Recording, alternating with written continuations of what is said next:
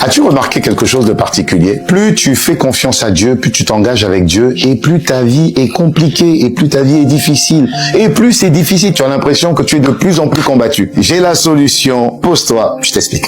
Pourquoi plus nous faisons confiance à Dieu et plus nous sommes éprouvés? Pourquoi? C'est très simple. C'est pour que tu fasses moins confiance à Dieu. C'est aussi simple que ça.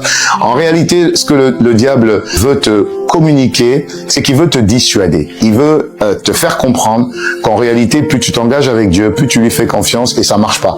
Parce que tu te rends compte que plus tu fais confiance à Dieu, plus les problèmes augmentent, plus les difficultés augmentent.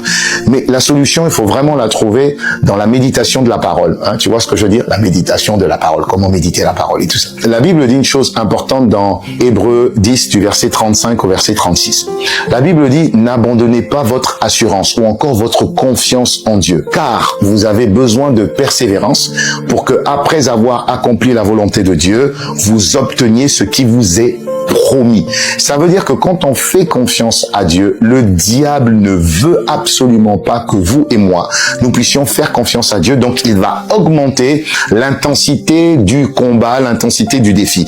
Mais si tu continues et tu persévères parce que tu sais que Dieu ne ment pas, parce que tu sais que Dieu est fidèle, parce que tu sais que Dieu est amour, et parce que tu sais que Dieu sera vainqueur au travers de toi, la Bible dit, Dieu va te récompenser parce que tu lui as fait confiance. Et une chose encore supplémentaire, plus les défis augmentent, plus l'intensité augmente, plus l'épreuve augmente, ça veut dire que tu es très proche de la ligne d'arrivée. Donc, n'abandonne pas en faisant confiance à Dieu. Et si les problèmes augmentent, c'est que tu es sur la bonne voie. Voilà, c'était Pasteur Gis. Ciao.